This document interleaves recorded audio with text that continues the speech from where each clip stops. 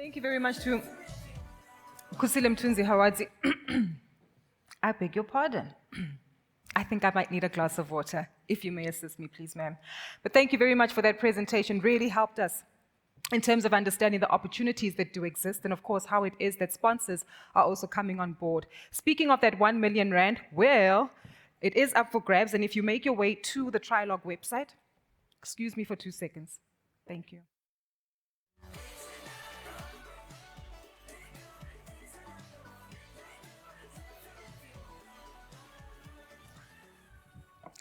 So that is what you don't see on TV or radio. Now that the voice is back, thank you for your patience with me. The competition is actually open and it's live today. So the 1 million rand prize that's up for grabs with the MTN Award for Social Change is available. The entry form is up on the Trialogue website. Gone live today. You are able to actually sign up, send through your details, and using Lorenzo's formula, which I think he definitely assisted us with, you can make sure that you're an active participant in actually winning and securing a portion of that prize that might be made available. So we really want you to be proactive in unpacking these opportunities that do exist. And of course, following up with one of our other sponsors, Vodacom, yesterday, going to their stand, 250,000 Rand also available in terms of support that they've committed here at the Trialogue conference. But as we shift gears, we've come to the time that we've all been waiting for, haven't we? I'm not convinced. We need to build up the energy and the excitement because every year when we have and host our Trialogue Business and Society conversations, we have the opportunity to witness the Donors Den. What Lorenzo explained, having 10 minutes to sit down, share your mandate, share the shift in the needle, and of course, as he listed 3 things, data, connection, intelligence, as well as, you remember the 4th one? Not yet. We're still catching up. Well, remember the themes that Lorenzo had shared with us that you need to ensure that you share with your donors, keeping it succinct and, of course, making sure that you're able to build up on the opportunities that they present. That's exactly what we're going to try to do now with our Donors Den. An opportunity for 3 NPOs to present their case studies to our judges, 3 judges who will assess, question, interrogate, and, of course, look to unpack some of the nuances as to how it is that these particular initiatives will prove to be successful. So we'll hear from our judges who'll give us some insight, and I'll introduce them shortly. We will also be joined by entrepreneurs. I'll introduce them one by one as they make their way up onto the stage. These entrepreneurs, NPO representatives, will make their way to the podium, share with us their presentation in 7 minutes, not 10, and give us some feedback as to their proposals that they're putting on the table. Now, there's a significant donation that's on the table. And we'll hear, according to your votes, you essentially have an opportunity to decide who will receive the prizes that are available here today. Financial contributions, which will make a tangible outcome into the commitments that will be shared by the NPOs represented here. First prize, 25,000 Rand, followed by a runner-up receiving 15,000 Rand, and then our NPO that comes in 3rd place will receive 10,000 Rand in prize money. I don't know about you, but if you've taken a look at the latest inflation figures, how much we're paying for fuel, food, and many other costs, this is a significant amount of financing that is being donated and contributed to these NPOs. But to get these NPOs going, to get them excited, we're going to need your energy to come on board. So we will obviously build up on the stage 3 or level 3 applause that we do need. But before we get to hearing the presentations from the various NPO representatives, allow me to warmly welcome all 3 of our judges on stage. They will join me as they do take their seats in preparation to engage and hear from the NPO representatives. 3 judges, all representing major sponsors and participants who have come on board and will be assisting us today in determining who and why and how these NPOs need to continue contributing to shifting the needle. Allow me to welcome Judith Shiwunglana, Senior Specialist at the MTN SA Foundation. She'll be followed by Nonkubelo Maliza, who's the Director of Corporate and Government Affairs at Volkswagen Group South Africa, and Nozizwe Vundla, who is the head of the Sanlam Foundation. Please warmly welcome these judges up on stage as they make their way.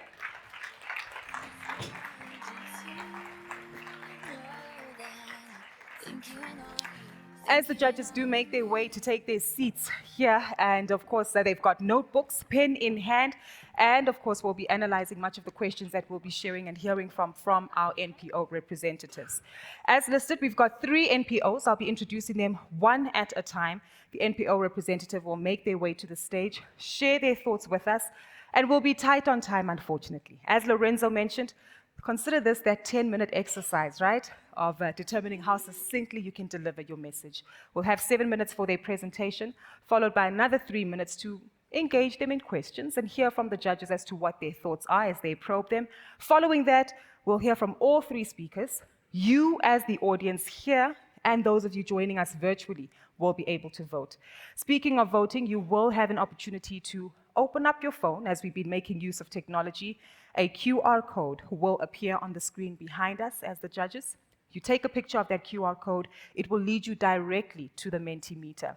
This is where, in live action, all audited by yourselves here in the room, will be able to see the outcomes of the results. But I'll remind you of that process once we do get to voting. But if your battery's flat, find a quick charger, get your phones ready, keep them on standby, because we will be making use of them, not only for the platform, but for the voting as well. On that note, I'd like to introduce our first NPO representative, who will be joining us on stage for their 7-minute presentation. Given that this is an NPO representative, we've been told, and we were reminded by Grant this morning, to create a welcoming environment, right? Psychological safety. So open up your minds, your bodies, and your thoughts to the presentation that will be delivered by Stephanie Botha. She's from the Innovation for the Blind, delivering us a 7-minute presentation to take us away. Warmly welcome her on stage, please.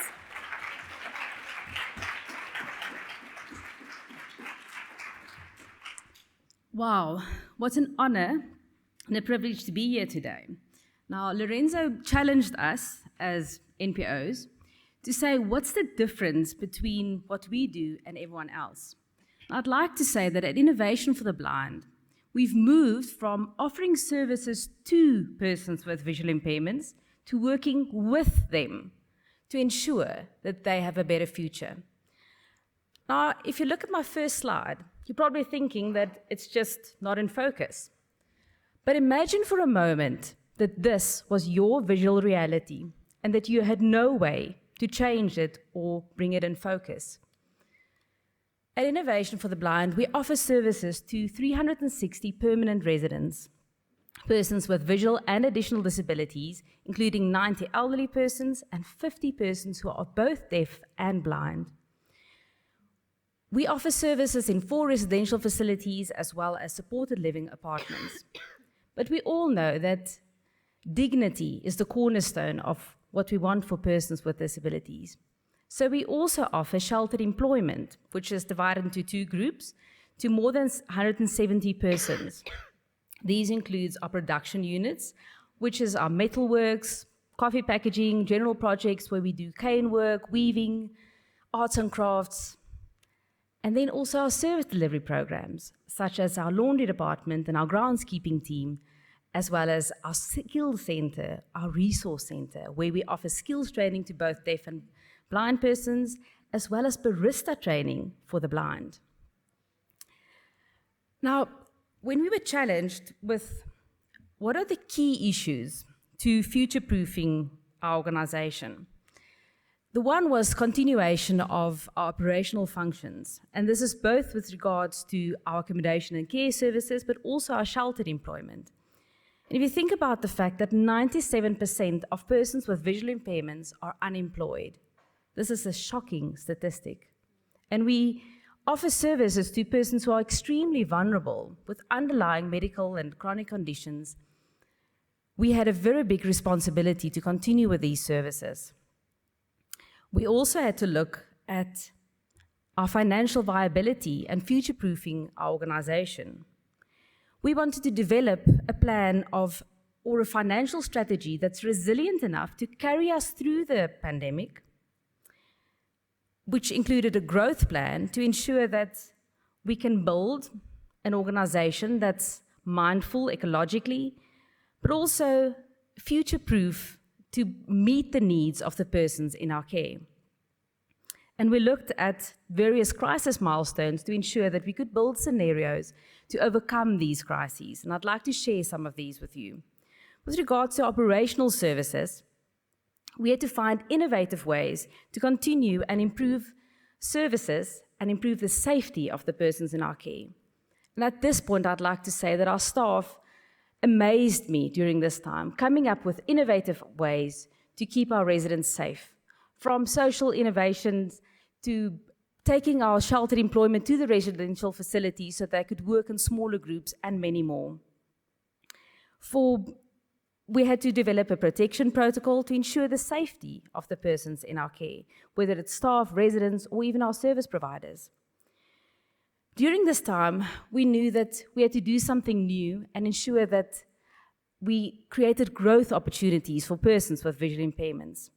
So we also had life skills and therapeutic input, even teaching persons who are blind to play darts, developing musical talent, drama, singing. A highlight for me, however, was when we opened our resource center last year, a place where persons with visual impairments aren't the mere recipients of training, but where they are the driving force behind it.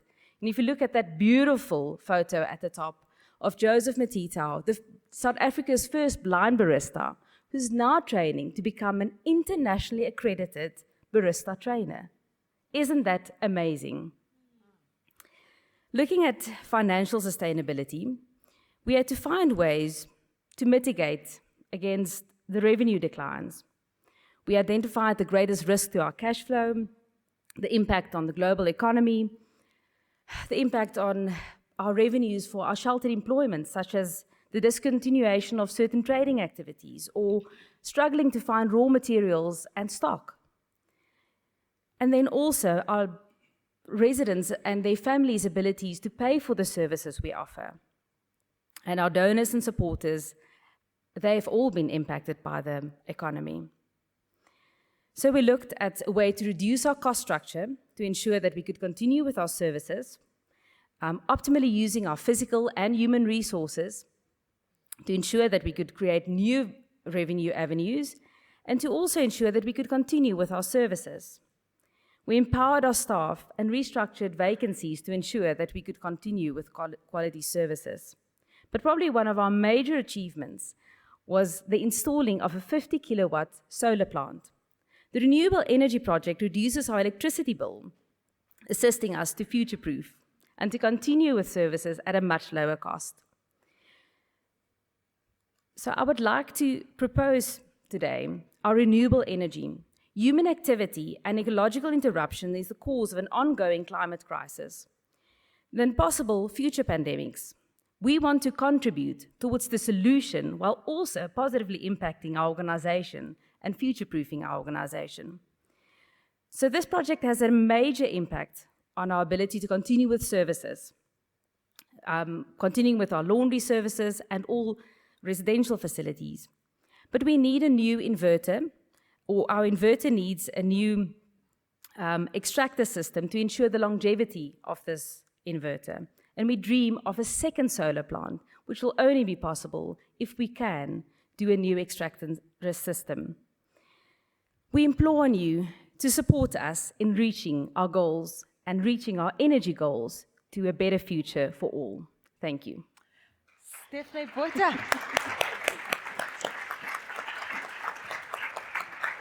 And you did all of that with 9 seconds to spare, so we made it just in time. So well done. You've already passed Lorenzo's first rule of keeping it quite succinct and sharp. We're going to give the judges an opportunity now to probe this particular initiative and, of course, the funding that you require for this renewable energy investment. We've got about 3 minutes. I'll open it up to the judges. Perhaps let's start with you first to get your thoughts on this one and your questions.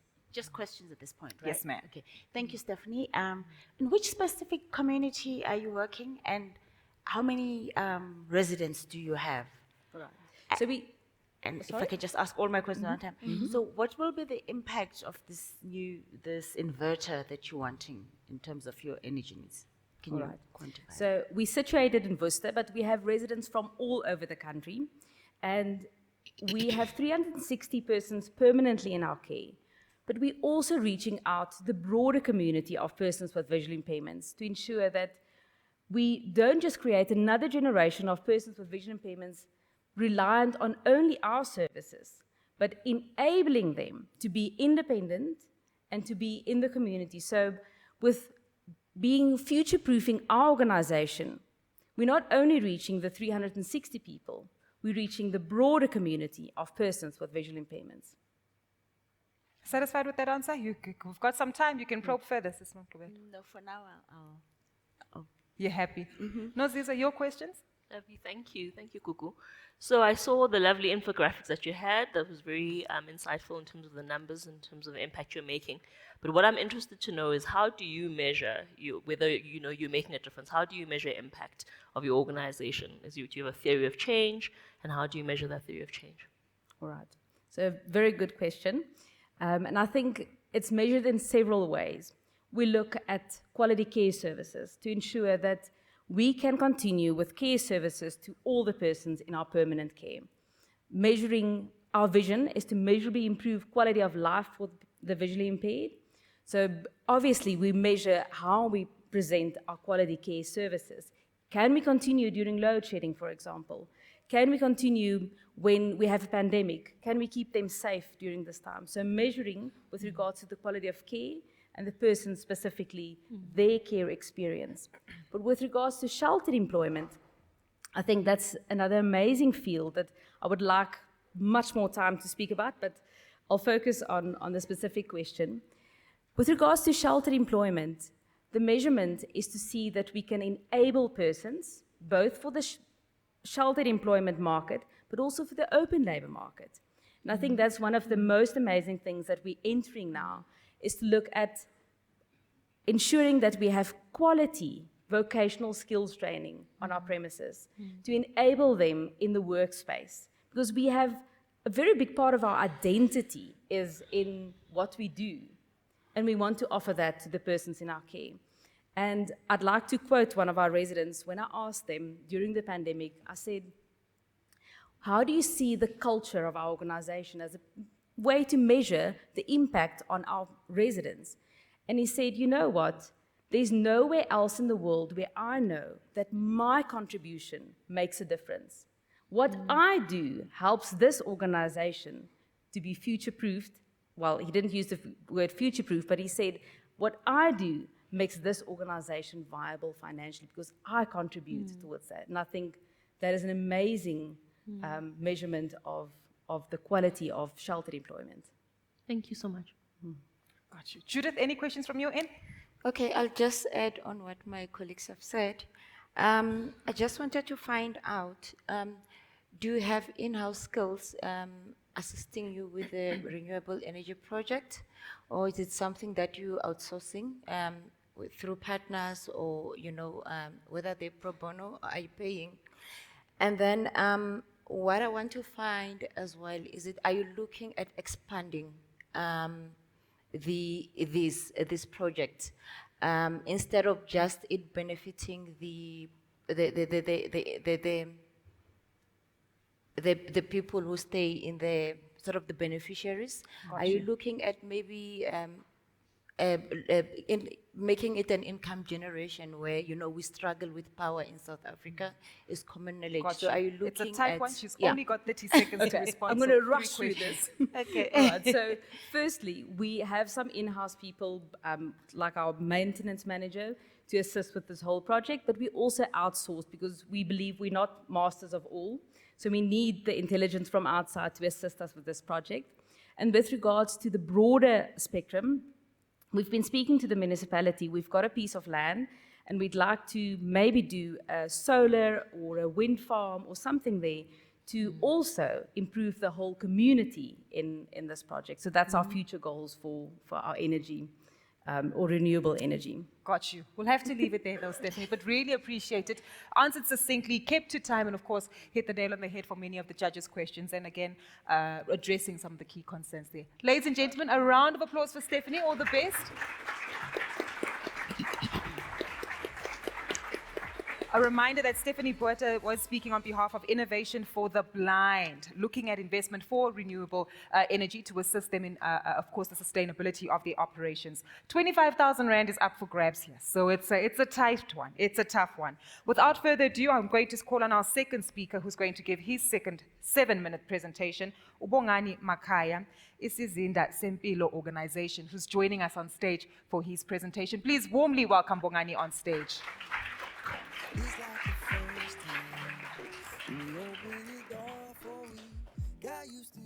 Good afternoon, everybody. I'm excited to be here. It's my first time in the Trialogue conference, and I would like to thank the organizers for this opportunity. This is in the Sempilo organization. We are based in the city of Johannesburg, Clipton to be specific, at the medical center. We are an HIV GBV prevention organization, focusing on the adolescent girls and young women. For the past 5 years, 2015, 2019, we've been focusing on the OGYW, but we've since shift focus 2020 to date to include your ABYM, adolescent boys and young men. Because I think we've identified the gap that we've been focusing on girls, leaving boys behind. Fast forward, during the pandemic, we have issues of case management, cases that were not properly followed, and we derived or designed and implemented a system that uses Google Docs to track our cases, and we've partnered with different organizations, in fact, not organizing partners, your medical professionals, your social workers, and the other professionals that are willing to participate in the program. So what we want to do, because we've been using this Google software, Google Doc program, an Excel program, which is accessed by different partners that are assisting us in managing cases. We want to develop a system that is going to manage our cases from intake or admission. As they access programs or services, we are able to track and trace and make inputs with the assistance of the other service providers until cases are closed, because there's a gap in our programs that cases are not properly followed up and they're not accounted for. So we'd want to tell stories as we manage these programs or manage these beneficiaries until the end, or until we see outcomes of positive results in as far as case management is concerned. And our plea is for the donors to assist us with the development of this specific system that will assist us in making sure that we keep cases and we are able to account for these cases as and when we receive cases. So our cases on admission, they are flagged as red. As they receive interventions, they go to yellow. As they exit our case management system, then they go to green, which then becomes a positive outcome on our side. Apologies to interrupt you, but we're happy for you to click through the presentation. Just for the visual representation. I stole 15 seconds, so you can continue. So this I'm not going to bore you with the overview of the organization, legal requirements and where we are based and what we are doing. So in our interventions, we're using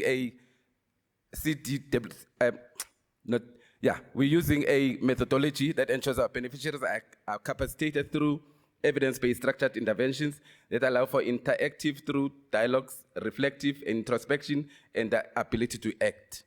So it is called your CTRA, which is capacity, dialogue, reflective, and action methodology. I've already touched on the problem statement, that during the pandemic we had high cases of GPV cases that were not properly followed, and we've then decided to design a web-based program to make sure that we are able to track these cases. In an effort to address GPV, ISO has designed a system which ensures effective, consistent online GPV response case management in order for all these cases to be accounted and for a centrally managed with all rights mitigated, risk mitigated, We have partnered with private medical, legal services, practitioners, and social workers to offer pro bono, medical, legal, paralegal, and psychosocial services. In relation to GPV, as well as to ensure provision of support to survivors to enable them to navigate and interact with criminal justice system seamlessly. We also support government in ensuring that there is decrease in incidences of case of GBV cases, especially during COVID-19 pandemic. The online system will be a real-time contact amongst the multidisciplinary care providers and the beneficiaries. All information kept out on this system will be kept confidential and be used for its intended purpose, and will ensure that there is a centralized data management system that allows all interlinked partners to remotely access client information. So this is a process. The center is the beneficiary, and step 2 is case management, and 3 is need analysis or needs assessment, and number 4 is a multidisciplinary service provision, which is internal and external, and number 5 is a review, monitoring, and evaluation. Number 6 is discharge and close of cases. Thank you. Thank you. Short and sharp, showing us how it's done succinctly, and of course going to engage in questions now. Judith, perhaps let's start with you this time around if you have any questions for Bongani. Okay, my question is the face of GBV, mostly being a woman, it's slowly changing though. And I saw in your presentation, you've said you're taking the boy child along this time around. You don't want to leave them behind. What has been the uptake? Are they, willing to come out, or, there's still that stigma and the discrimination that I do not want to be associated with that? That's my question. So, because we've been focusing on the AGYW, we are seeing an interest in the ABYM to participate in our programs because we're using structured intervention. Your skills program that empowers them to be better men and for the future. As stepping stones, the one man can, that's a structured intervention that we're using. So we're seeing appetite for boys coming on board because I think it's important that we create that social cohesion between girls and boys so that we don't separate the two groups as they are not, as if they are not from the same community or they are not supposed to be interacting. Just a quick one. What does ABYN stand for? Sorry, Adolescent Boys and Young Men. Aha. ABYN. Just to make sure. AGYW, Adolescent Girls and Young Women. Got you on that one. Sister Sizi, your thoughts? Thank you so Questions? much. So what I'm interested in is that I really, really believe in the power of technology to be used as a tool to enhance what is already being done on the ground. So it sounds to me like the system that you're wanting to buy is, or rather to upgrade, sounds like one that is about really enhancing your stakeholder relations. However, like I said, it needs to enhance what's already there.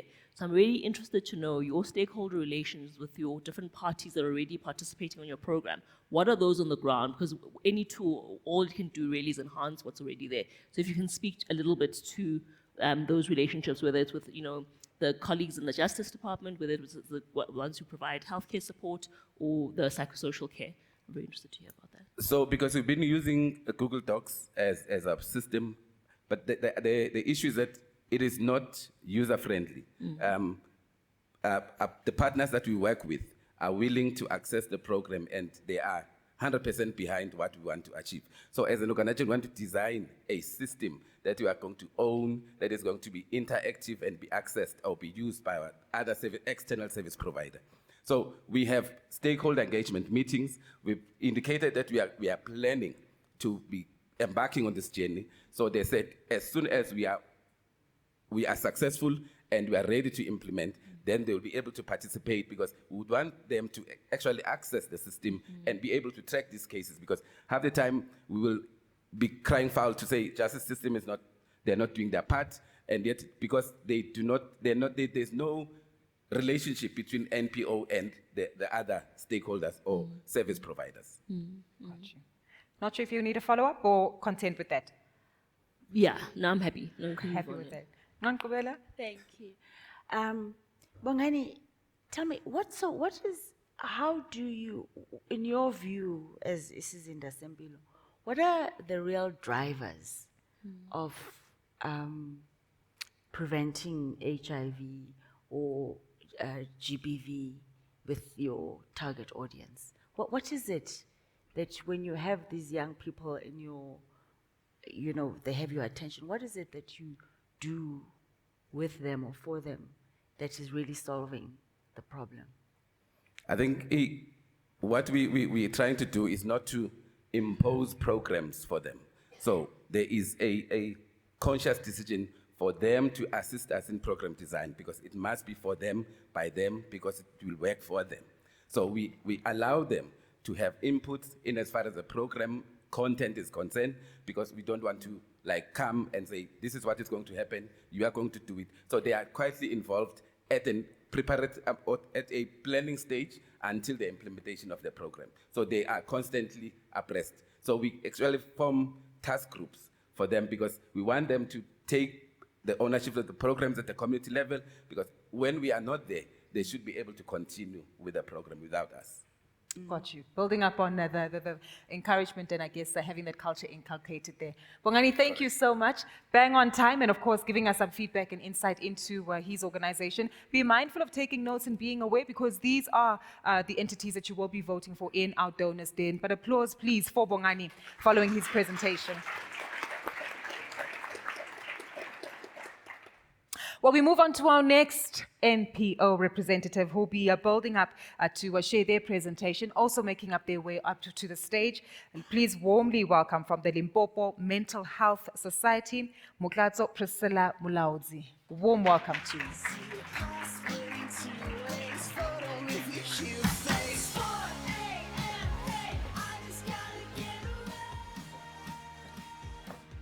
Thank you very much for the opportunity to come and present our case. Limpopo Mental Health Society was established in 2003. Our main focus is people with intellectual disability and psychosocial disability. The main aim of our work is to try and capacitate the people who are unable to go out there on their own. We use the centers that are in the province to try and reach out to those people. The hospitals are packed with the people with mental illness.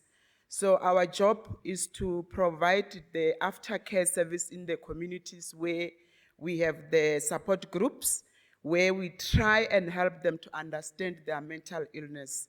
They keep on going back to the hospital. Our job is to try and help them to understand their mental illness. The key issues that emerged during the pandemic, the board meetings, because it was a serious matter at the time, because we did not know if we were continue with the services or if we had to stop the services. However, through Zoom meetings, the board was able to meet and through Zoom meetings and conference calls because we are in a rural area. Sometimes the Zoom is not working, there's no network. So we'll buy airtime and try and connect to the board members and we were able to manage at that particular time. Program support, the staff, because they were on lockdown, we provided the data for them to be able to still link with the centers or center managers to provide support to our beneficiaries because it was key. You remember our target group is those who are more vulnerable. So we linked, the social workers linked with the center managers to be able to give them the support that they needed. Weak referral system. We realized during the lockdown that the referral system is weak, where you get a call needing for help, you refer it to a social worker in the social development or anywhere else, then they don't respond because of the reasons that they would have given. Then the client comes back to you to say, nobody called me. Then we shifted our thinking to say, let's try the telephone counseling and the video calls. It was very interesting to find that when there is a gender-based violence case, you find the husband is in Gauteng, the wife is in Limpopo, then you are able to link them, which we saw as a tool that even now we are continuing to use. The social relief of distress, we don't normally provide food for our beneficiaries, but during the lockdown, because our beneficiaries were totally locked down for 2 years. So most of them, they don't get disability grant. They get food from attending the centers on a daily basis. And during that time, most of them were in poverty. So we then started asking for donations, and Sandbake was able to give us more than 10,000 loaves, where we will give it, because you remember, they're not supposed to come out. So the center managers and staff, we deliver to them, they take the attendance register, and then they go and give to the beneficiaries, then they sign the attendance register. That is how we provided the support. The support for stimulation centers and protective workshops, the travel was limited. We couldn't travel anymore because our beneficiaries are indoors. So that on its own, it meant using WhatsApp messages and also the telephone calls. The changes or innovations that Limpopo Mental Health introduced to address the issues, governance and program strengthening. The board meetings, as I've indicated, were on Zoom and WhatsApp and conference calls. Staff meetings and supervision. Even now, we've got the staff in Zanin, and we also have the social workers in Vembe district. We use Zoom meetings to continue providing the supervision or the staff meetings. The building and sustaining financial reserves, you know, we depend on donor funding. During that harsh lockdown, when social workers are in their own houses, they were able to Google the donors, and we managed through that process to get funding from National Development Agency and Solidarity Fund and National Lotteries Commission, which helped us to zoom into the GBV space, because at the time we were dealing only with mental health issues. And for some reason, as we were listening to the radio, the president talking, we realized there's a gap. There's no link between mental illness or mental health problems and gender-based violence. And generally, if you think about it, there's no man who's really okay in their minds or mentally that can really shoot or hurt the wife or the children. So we then incorporated the GBV into mental health space.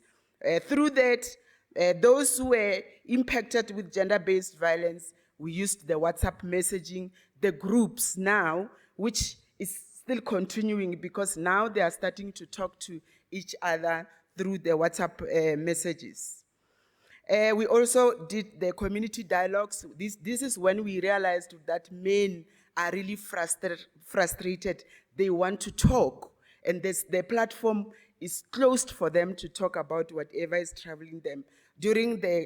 When we did community dialogues, because they were able to attend, that's when we started learning that they want to talk, they're just frustrated about the system. When they go to report to the police, when they go to the social workers, they don't get the joy. It's always the wife or the women who are supported mainly. The mental health awareness through radios. We have realized that through the radios. Mokata, we'll have to stop you there, unfortunately, because of time. And you were literally on the last particular slide, but we appreciate that, and at least have had some time to squiz over it as the audience members. We're trying to implement Lorenzo's rules here, just to make it easier. But at least get into the questions from the judges, just to ensure that we're able to pick your brain and, of course, hear more insight on the developments here. Nonkubela, your question? Okay, so thank you, Mokata.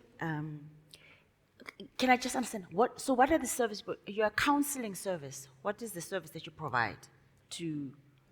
It's social workers. We are providing counseling as well as the rehabilitation for the mental health care users, those who had mental illness and come back to the communities. We provide that service for them. Okay. Making sense? Follow up? Still absorbing it? It's fine. Perfect, okay. Perhaps we can also get your thoughts, Judith, your questions? Okay, so I just wanted to find out the money that the donation that you're pitching for, what will it go towards? Will it go towards still focusing on the mental, or now you've combined the two projects, the GBV and the mental issues? It's both. We have aligned the two. Okay. That wherever we are going, if it's gender-based violence or community dialogue, we flag the two, we link the two so that the people who are having mental health problems, they understand that whatever the problems that they have, if they don't attend to them, they will lead to gender-based violence. Okay, maybe a follow-up. Go ahead. Does the community now know that you also do, because I'm just thinking it was sort of a mental health care, and are they now linking the two, that is just this one organization, but the interventions involve mental as well as GBV? Yes, I will say so because during the lockdown, we were more on SABC radio, Tabela FM and Mungana Lonen. That's even today, it's 2 years ago, but even now, they still send the messages and mainly men that are requesting help. So there is a link, they're able to link that if this is happening, it could mean this. Thank you. Can I ask a follow-up question? Oh, sure, go ahead. I'm just trying to get, so when you go on radio, what do you say to the listeners? Are you advertising that there is Limpopo mental health, they must come to you, or are you advertising the services that you provide? So what would I hear about in your adverts, whatever slots on radio? There will be different topics because it goes week by week, where there will be questions that we are trying to answer. We are educating the community to say, what is mental health or mental illness or gender-based, the types of gender-based violence? What are the mental or gender-based violence that are linked to mental health? So week by week, there will be the topics that, or the questions that we are trying to answer through the presenter. So raising awareness and Yes, we are educating the raising community. awareness on mental health. And what we saw as more something that to take home with is we are actually reaching out to the people of Limpopo, Gauteng, Mpumalanga, and Northwest because they are more listening to the radio station that or the program that we were on every night, every second week, yes. Got you. No, Siswe, any questions from your end? Yes. So I'm sorry if I missed it, but I didn't hear what, if you do win today, what you would use the money for. Please, apologies. The money is, and it was generally for gender-based violence program where we will go to when the lockdowns were lowered to 2 and 3, we are in the community doing community dialogues. When it went to 4, we are now in the office still providing the support groups with the survivors of gender-based violence through WhatsApp, where we had to buy data for them to give to those who are part of the group 30 minutes before the group starts. The airtime or the data will be given to them, and then at the time, then the sessions, they continue until the end of the day, because some of them, they would not connect because of the network, but we open the session until the end of the day. Got you. Any follow-ups? Happy as judges? Perfect. Thank you so much, Moklatso, for your time today, and really appreciate the feedback that you shared with us. Moklatso.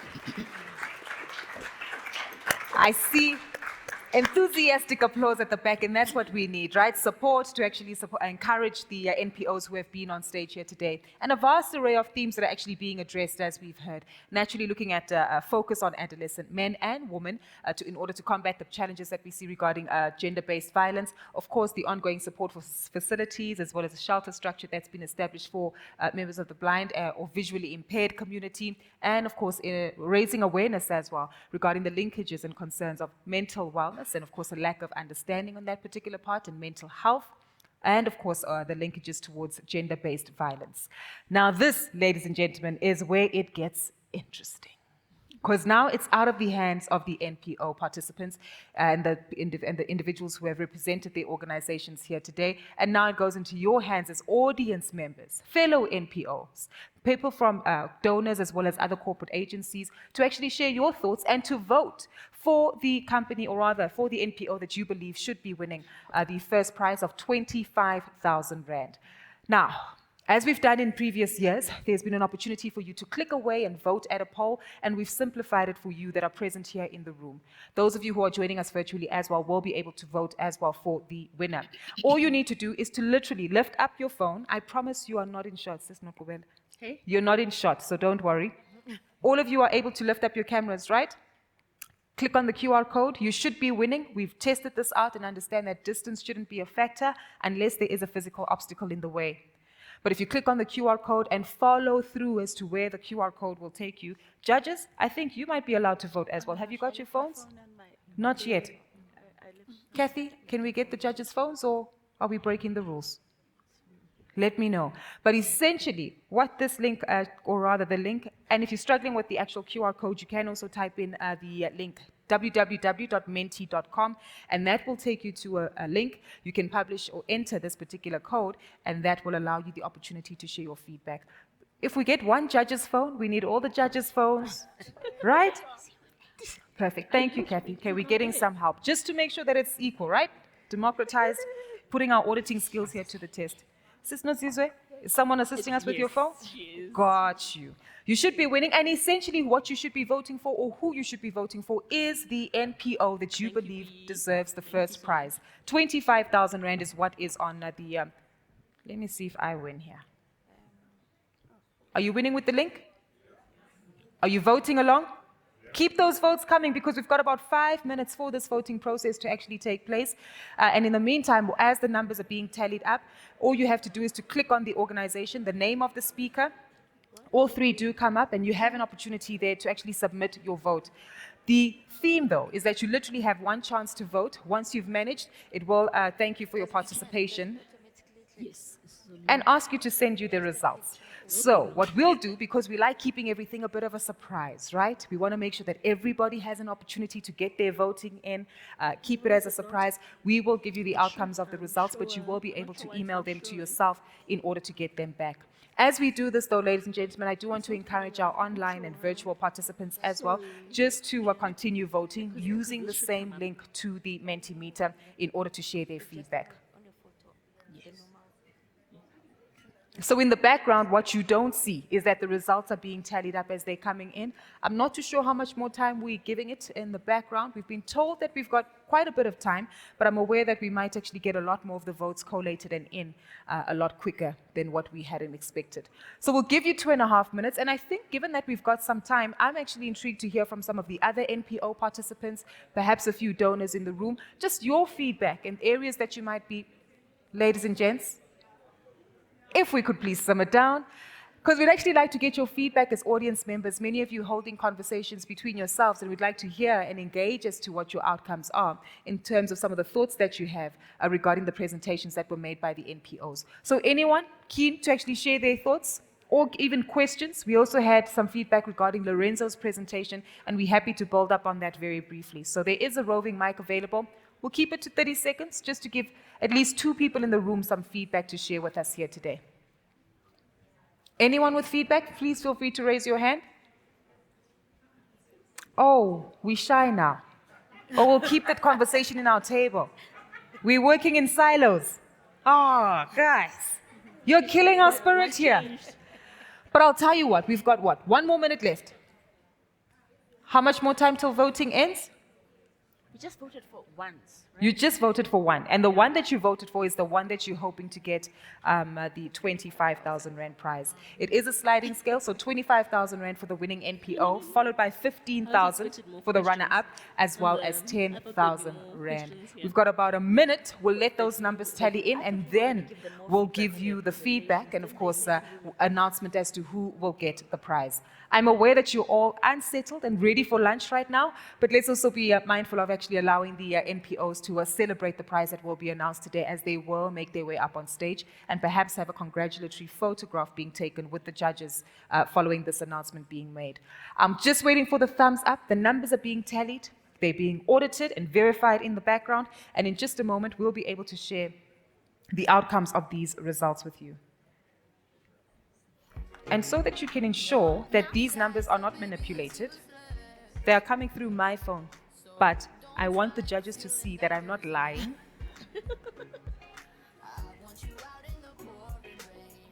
The last picture is the right one, right? CJ? Okay, we'll give it about another 30 seconds. But for the benefit of the judges, I'm going to pass my sanitized phone down to make sure that they can evaluate. There's still a final number that will be shared. The final outcome, so that you are aware that I am not sharing any favorites. I am not linked or affiliated with any of these NPOs. And the final one, the most recent picture at the bottom should be the final one.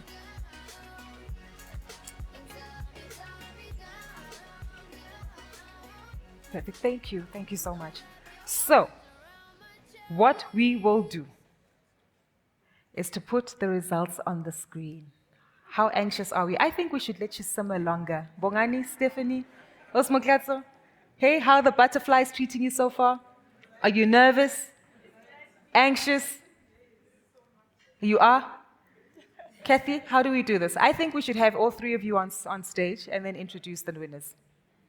But you need to see the numbers. Okay, so let's do it this way. Zen, zen, zen, zen. Is this like some drum roll? The lights are on. Yes, it's drum roll. Ladies and gentlemen, the 2022 Business in Society Conference Donors Den participants, and coming in third place, winning, or rather receiving, a donation of 10,000 Rand. Limpopo Mental Health Society with Mokatso Priscilla Mulaudzi. Congratulations. Ooh, this one's the tough one. Okay, I think we need to stand up. Judges, help me out. I think we need to stand up. The audience will help us out with the drum roll, because by telling you who's in second place, you'll automatically know who's the winner, right? And we need to let you know that this is real money that's up for grabs. Runner-up gets 15,000 Rand as a donation. Look at the camaraderie. Awesome. Runner-up gets 15,000 Rand. Main winner of the donation gets 25,000 Rand, which will be donated to their contribution. And coming in as the runner-up, walking away with 15,000 Rand. Keep it going. A little longer. It's a Zinda Sempilo organization by Bongani Makanya, which means that the winner of the 25,000 Rand contribution is Innovation for the Blind with Stephanie. Stephanie, please make your way up to stage for a quick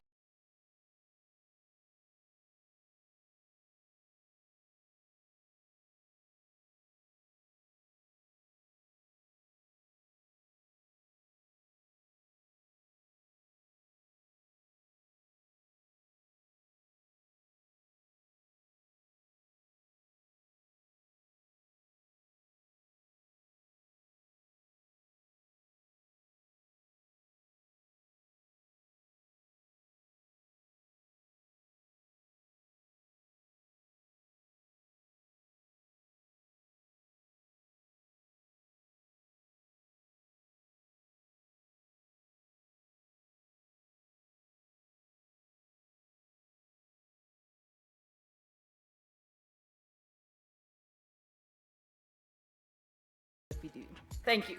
Thank you so much. Thank you. And thank you to the judges as well for sharing their insight with us and details and participating as well. Judges, thank you. Thank you to the judges.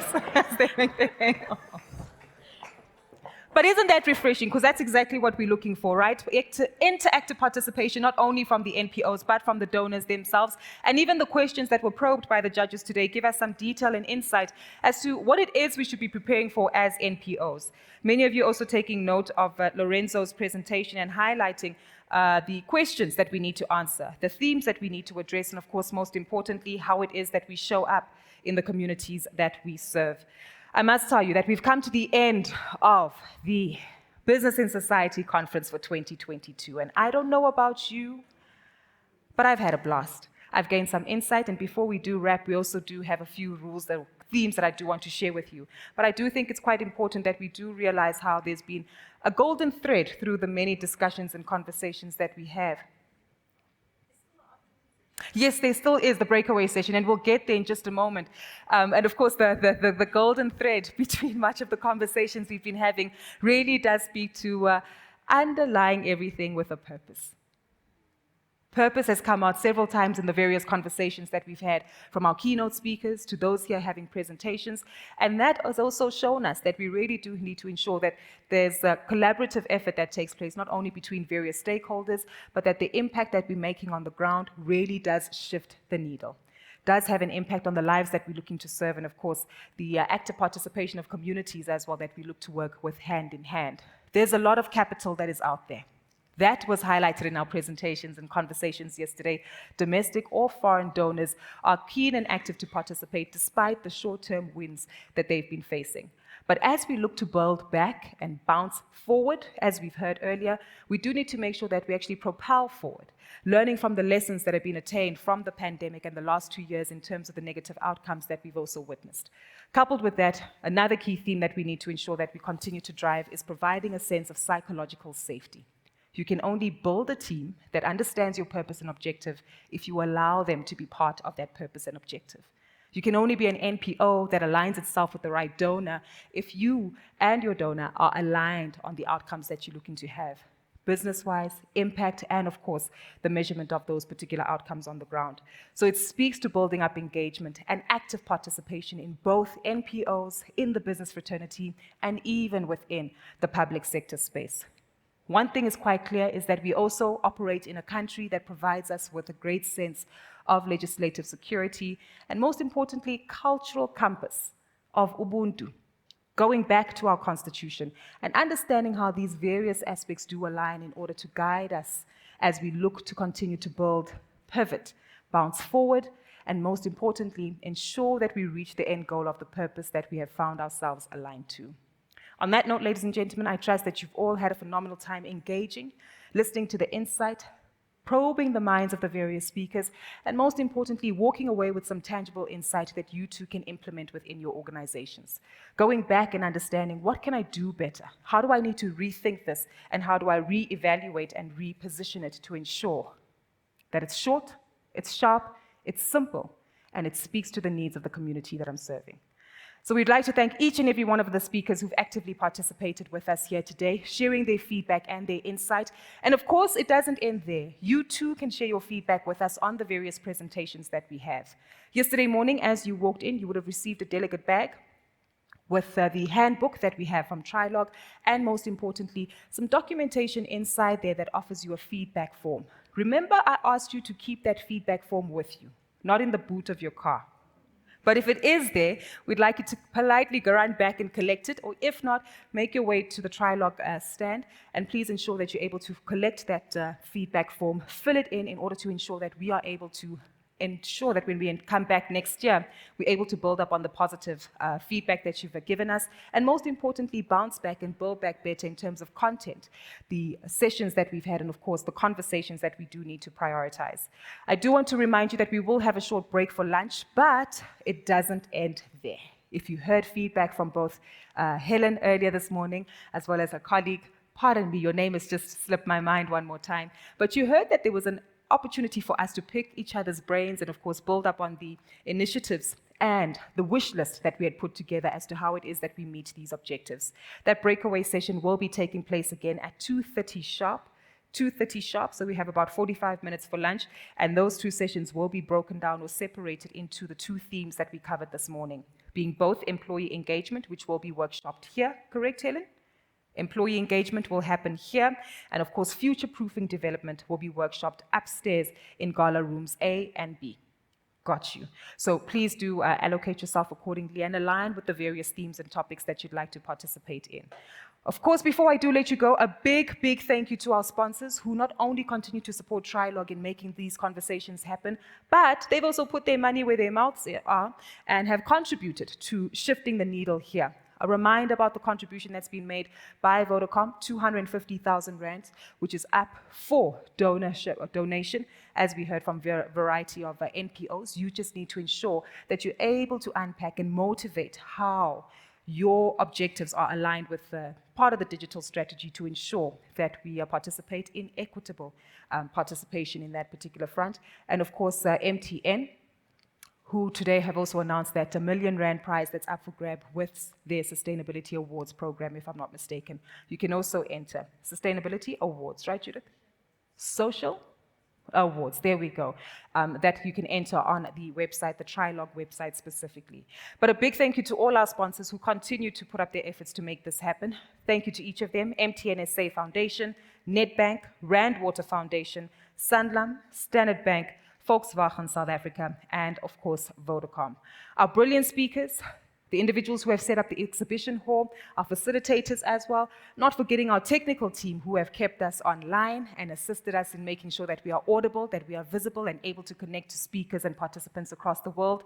And most importantly, you, each and every one of you who've taken out the time to join us and not only contribute to these conversations, but go back out into the world and make an impact in your various ways and organizations.